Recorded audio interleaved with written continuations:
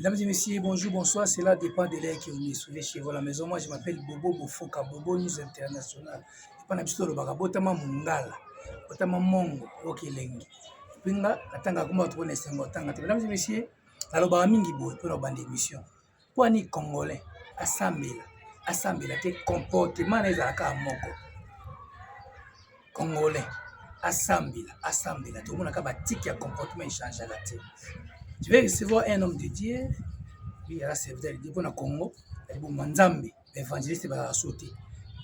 Tout le monde soit prophète, apôtre, bishop, archibishop, comment on a bon quoi griffe. Avant tout, mesdames et messieurs, j'ai dit merci à Samuel Tabiala, Grand Jésus, mon partenaire, mon sponsor officiel. Merci à Yannick Kini à Rombox. Et mon toit l'équipe Bango tout la minute. Et merci aussi à Lipasa Bambongo. Et le numéro 1, numéro 2, numéro 6. Depuis Simbote. Merci à Bandeko tout. Obed Nzao, le président Obed Nzao. Merci à Vianney, Wendo Matata Mponyo na Canada. Depuis Simbote. L'homme de Dieu, Mbote Nao. Mbote Bobo News. Oh, émission to bengango, bengango Parlement News. Pour parler na Parlement, si nous avons Bungirumba, il faut aller à la Parlement. Si nous avons solo l'ifo, aller à la Parlement. Donc, il faut convoquer la Parlement. Il y a une émission où nous avons combo na yo. Quand on a lobby na début d'introduction, vous avez apôtre, bishop, archibishop, on a dit Nzambe, évangéliste, kala, évangéliste de Ningondi, évangéliste qui Zamina Kibila, mais le beaucoup mal à titre, Merci beaucoup Bobo News. Comme Langai, Michael Lizolo, Naza pasteur, comme ministre de Dieu. Qui évangéliste de la société. Naza pasteur. Nous avons 5 ministères, mais Naza pasteur. Yo prononce à nos pasteurs. Naponate, Zamba Pesanga ministère. Il a confié le médaillingate à moi. Ponang, à Bengela on déni, à Indéni, car au bout de Zamba Pondé. Il faut y avoir ma camoana pour comprendre bien. Te confié le médaillingate chrétien. Ndenge Zamba Tchela ye talent ya koyemba, talent wana nde Nzambe pa ko juger nango bato. Biso pe Nzamba pesa biso toza nango, nde na yebi ndenge makambo esale makambo Nzamba benga moto. C'est Kofi Olomide à qui je salue. Quand par la preuve ils ont raté, mutalika la muki a commis peka kaboé pasteur évangéliste. Moi appelle on a marqué tout le bateau. On parle pas de grâce par grâce, ce qui est peine Nzamba sali grâce. Ananda oyeba comment appelle wana ezala. Makambo Nzambe sengaka mutu ayebi quand même pour solani makambo wana. Pas discussion inutile ezala na intérêt monte na makambo Nzambe. Ah, ok. Merci beaucoup. J'ai toujours dit, mesdames et messieurs, on a toujours dit aussi, tous les propos tenus par l'invité, ça n'engage que lui. Moi, je ne suis pas une église au milieu du village. Moi, je suis devant les villages pour contrôler les affaires, pour la manipulation. Comme Didier, tout le monde ils ont chantier, ils ont tongama. Il paraît que, mais dans la fiche, il y a inauguration, il y a église, place où tout vendre. Inauguration, ils ont dimanche. Et puis, on a une photo, et puis derrière photo, on a une photo, voici l'homme. Pasteur, voici l'homme, vous avez moi, on a été au Zuka Griffe, voici l'homme. Pour y avoir succès, et je salue aussi, c'est un monsieur que j'aime beaucoup, c'est un homme de Dieu que j'ai vu beaucoup d'années en Afrique du Sud. En tout cas, Lilobanzambe, en tout cas, dans la mingi. Vous avez moi un spirituel, tout ce qui est le sentiment de Bolingagaye, de bon, Merci beaucoup, Bobo News. D'abord, premièrement, pour l'inauguration de l'accès affiche. Toujours à l'inauguration, il y a la grande temple de Kamalondo, la grande CAC de Kamalondo, c'est dimanche. Toujours à 15h, 18h aussi. Pour que toujours préciser, peut toujours tenir vraiment pour la heure. Moniomo toujours na kata chantier ndongo lobi et na kata chantier makambo ezana un peu en désordre pour toujours tonga toujours bongisa soko loba ko tambusa caméra batino so ba omona ndenge ni toujours bundawa na misala. Alors to banda 15h pour 6 à 18h pour permettre batino so ba zonga avant molile kotate.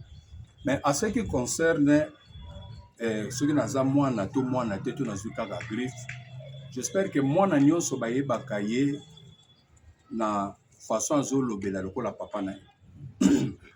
Nalobaki l'autre fois na émission tosalaki naza fils légitime, naza mwana voici l'homme pe nazo porter manteau na ye. Kozala na nga na Lubumbashi mutu asomba biye atindi ndenge eza ye.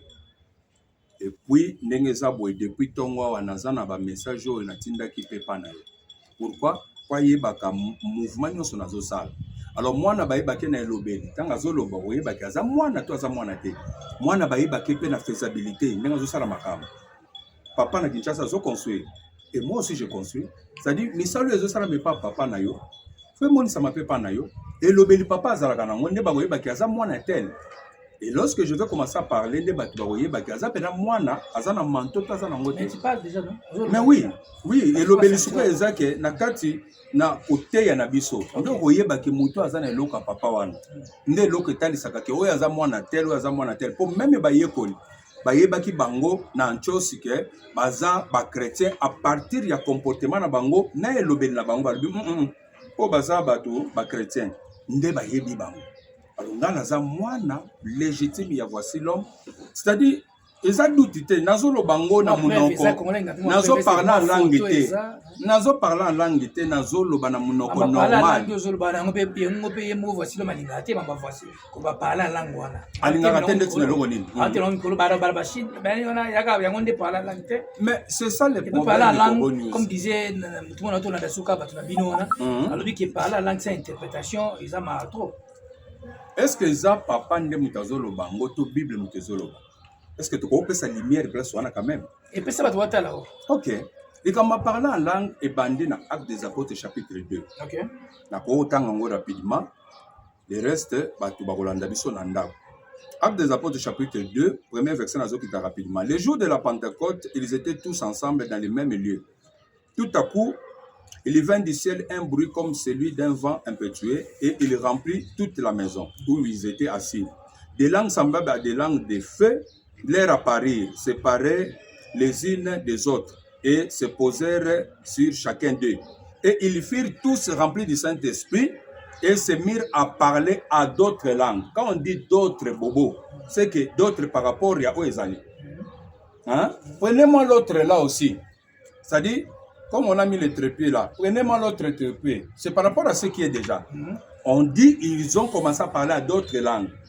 Maintenant, d'autres langues là étaient quel genre de langues s'agit-il? C'est-à-dire par là, tu veux dire que vous voulez dire.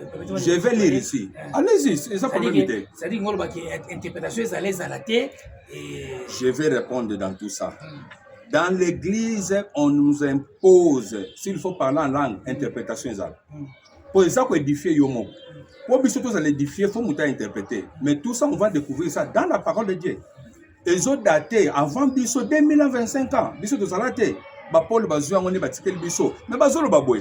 Il fait tous se remplir du Saint-Esprit et se mirent à parler à d'autres langues selon que l'Esprit leur donnait de s'exprimer. Or, il y avait en ce jour à Jérusalem des Juifs, hommes pieds de toutes les nations qui sont sous le ciel.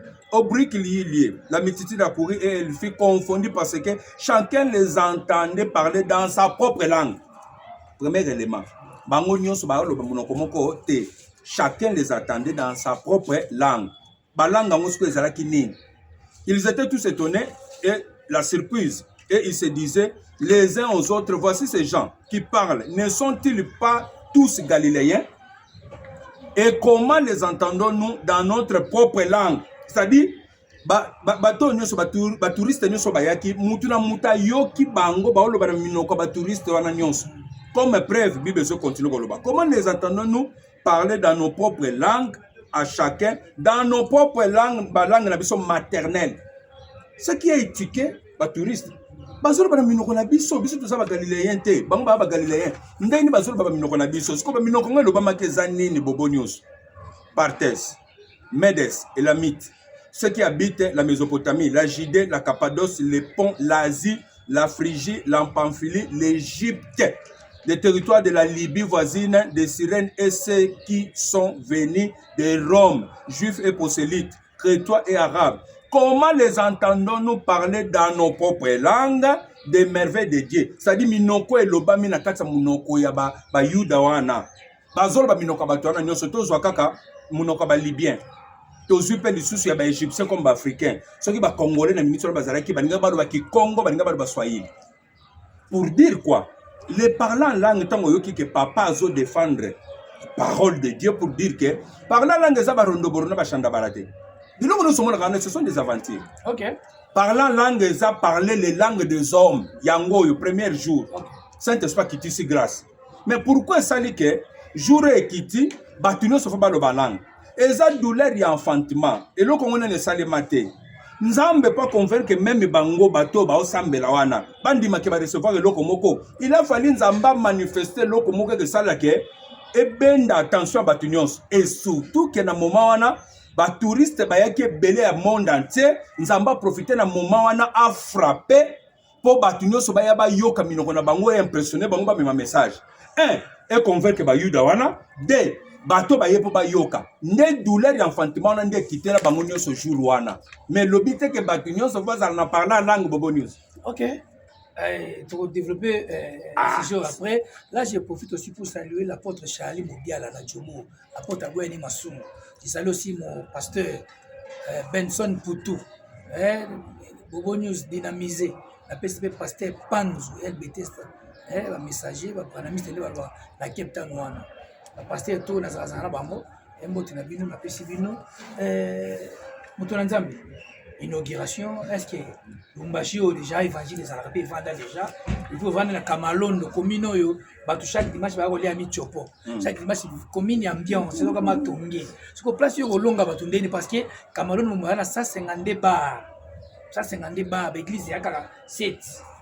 Ce que yo longa mondeni place yo babaranti. Je pense que na kati cette église on chepenga. Il y a comme 8e. Na comme 8e, c'est que zo baksama. C'est que déjà nzamba zo sa la grâce mo ke ban e baksama. OK? Bible zo ba bisiko péché et abondé, la grâce a surabondé. C'est-à-dire place au masumu comme que belé, ndamba tinda ka grâce pe bando sa ni bando ya wana ndo monaka ba église bando comme belé sikana. Ezo comme belé pambate, za grâce zo ko surabondé pour epé sa vie moko, epé sa sali na bato baza place wana. Donc on va compter déjà 8e. OK. Tozo ko tabso zo kata musala inauguration za dimanche 15h 18h. Ndenge tozo banda wando ko yeba kenzamba pe singai esiko. OK, betaka sama biloko apôtre betaka bishop pasteur pe mentor na betaka. Moi ça libala ebungaza ka feneate fo azala ka mo mbali ala fala mukaka avant. Ala muki avant mbala zano ambeta. Azo bongisela ye déjà tout pas kende. Bongisi bilamba. Wana ça la particularité ya père. OK. Loka toza bana na ye nzambe pa pesi biso ngo. Moi ça za aide.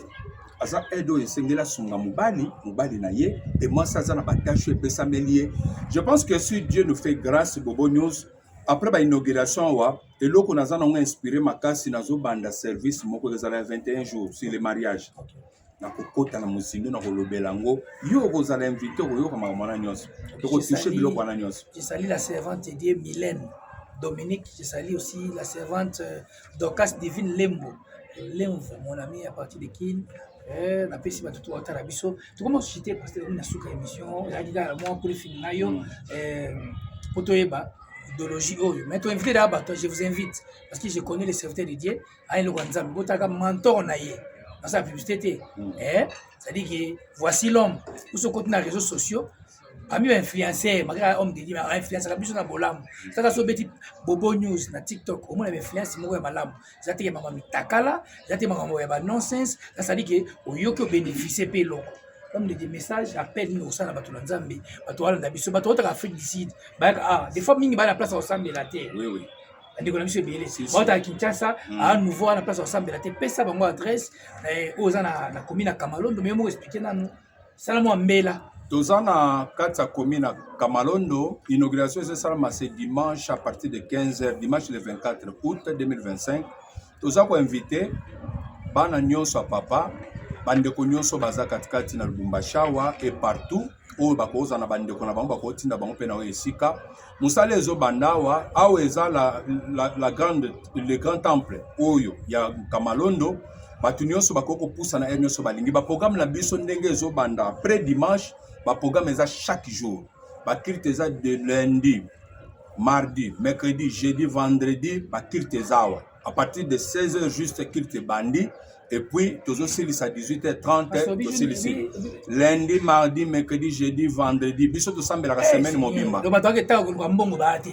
Tant que mbongo ezate donc lundi, mardi, mercredi, basaka l'église prier sans cesse. Biso tosambelaka ndenge bapote babandaki kosambela biso tosambelaka bongo moto ake mosala nini esilaka 16h soki azwi ntan koya moto mpe asalaka te azwi koluka nzambe asunga ye afungolele makambo akokuta bato baza apela à temps plein baza wana mpona mosala wana église ezalaka chaque jour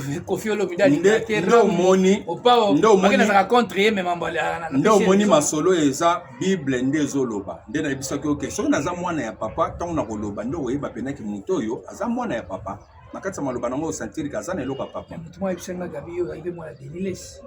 azala mwana papa de Nice. Mais ce qu'il fait aujourd'hui, tu es fier de lui? Bon, particularité à Zosalela. Moi, je suis fils de Barcelone. Je pense que Makamba Mutuna Mutumayo Jijango Ezate, Zambem Kaukata Nasuka. Ngana Zamona Vasilom, Nazosala Musalo Pera Tindinga. Tout le monde a la nature, elle est qui Denile Sabunga, Abunga na Enzela, comment on a Fali, Taba Petit Fali. Tant on a lobé les Kamwa parlant en langue, na défendre la Bible. Makambo est selon la parole de Dieu. Na défendre selon la parole de Dieu, sans pour autant équiper ce qui n'a une tonne. Mais dans la mission au batininga pas pasteur François Mutombo comme papa nanga dans la zone musalo ya pesinga ce qui m'a cambo yeza batimso ça déjà bien été la parole de Dieu. Moi je vais défendre la parole de Dieu. Bobo News nga na zana alliance ya défendre le banza. Na défendre la parole de Dieu. OK, merci à ceux qui sont là. Merci beaucoup. Nazo pesa mbote na pasteur nanga pasteur François Mutombo Vasilom. Na pesi mbote na madame nanga mama Esther. Na pesi bana nanga ba soutenir nga na momo tozaki na ngo ezaki difficile bazaki toujours nanga bazaki bandimi o bande ko sunanga hernios enzamba sesi biso tozui le grand temple ya Kamalondo awa Zambe azana biso toujours et pour ça question curiosité église za nani église za ya kolo Yesu Christ teta tutia mabonza si le lozate kufilo tangi bana nao akokombe komona etika la église mama Esther non ndenge toza komona mo pa Moïse Mbie le hérité église parce que nazo répondre selon la parole de Dieu parfait équipe na Jobu akufa mama mutazwa mama Brigitte église tomona ki basé pour ne pas citer basé belé lelo vient na biso baruti je peux répondre église za Yesu. Mais na kati na église kozala Yesu aza esprit amona na kate azo travailler na biso otoza physique. Nda azo benganga azo apesinga charge. Cop na yo. Apesinga bureau. Toke na ngobongo, cop apesinga kopo yanga. C'est ça mon cop. Mon job c'est ça. Et comment mi bon na Bible. Ta muso kanisi soni, za soni te, ndeza bureau cop na nga. Ba tunga moni soni te ba miso onga na ngo ya cop, te ya cop na o. Si pe le dae to souhaiter te sur le dae, mais la retirer ba fait. Nazo nga sona répondre ninga sengeli. Tango azinga pesinga charge oyo. Ye moko akobenga pe bato yo bakoko succéder ngai. Soki ezaka bengi mwana ngai. Gloire à Dieu. Et le bige mwana nga faza ka voyo. À cause appelle un ministère, Zamba bengi ye olobi akoma musala nzambe. Oui mais avant tout ba collaborer na yo nandu, ba collaborer na bokabola. Ndeti lelo bana nga bazaba na mike. Ya liboso za na 16 ans, mwana liboso. Olingo toucher des places wana, c'est-à-dire na bundi na batu moko après lobby yenda zotikala nango. C'est ça, moi na komi déjà ba 40 ans a récupérer. Makambo etambola bongo te. Mais na kata musala nzambe, nzamba ko benga mwana ya pasteur. Tout comme pe ba collaborateur wana baza bana na ya molimo nzamba ko pesa bango charge pour ba succéder ba comme ba pasteur pe lobi bazwa pe succession ya église au place ya zali ndenge na zabo c'est moi qui travaille à l'hôtel c'est moi qui suis engagé na kata église c'est le pasteur qui est engagé le reste so na zio na tio kota na musala wa temps plein ngane mun engagé yo mais Bible zoloba celui qui travaille à l'hôtel mange à l'hôtel qui travaille à l'hôtel c'est le ministre de Dieu. Nenzamba lobi akotuna nga milimo ya bato ya saki nini apesa kinga na biso akotuna nga otuna binote alors ngande so na zumu tuna engagé na kati na église pour église se développer to ko engagé bato po basa kana temps plein na ko futa bato na po ko mpe musana bango mais lobi te ka mbara mo mwana nga fa remplacer nga pour na sentiment te makamba nzambe nzamba ko juger biso bato pour na sentiment lobi ni pour la nzamba ko juger jugement nzambe c'est zali. OK, mesdames et messieurs, c'est par là que nous bouclons cette émission. Et si vous avez aimé, dites merci à Samuel Tabiela, mon ami, mon frère, mon sponsor, la PCI Mbote. Merci à Bandekuto Soutenabiso, merci à mon ami Klender, mon ami Horizon Fabou Schengen, le père des enfants qui parlent plusieurs langues. Je salue aussi mon ami Zulu Kake. na PCP Mbote, je salue Armel Sono, un frère, un ami que j'aime beaucoup aussi. Na PCP Mbote, va tout à biso. Mike Dirindo, le président Toba na masolo calamité zonga susu parce que tout le monde bunge belé babongi rumba. To zonga la sko masolo parce que bomongo yomba bangendeli mamnicho. Bobo news international. Balbaki trop mais balbaki na c'est trop, ce que to matcha volume. To biki bo senga to matcha volume. Anita Tako grand pote mère, Yannick Malé, OK à Lokondo. To komi na suka. Boki ba popo pasteur à lobby. Bobenga biso numéro ya pasteur pesa affiché awa. Numéro bobo news pesa affiché awa. Adresse ça na Kamalondo. Bana baibi Kamalondo bien. Na arrêt synthèse hôpital, la synthèse hôpital. Le pango est là. Babemba. Heureusement Babemba poète. Ça ça moi garage. Le pango est là hôpital. Isifika bo kitaka hôpital synthèse bo. On a pancarte za wana ya monene ya Vasilo Mnangai. OK. Donc adresse ngwana. Là mes messieurs to komi na suka. Mais na bana ba congolais boy.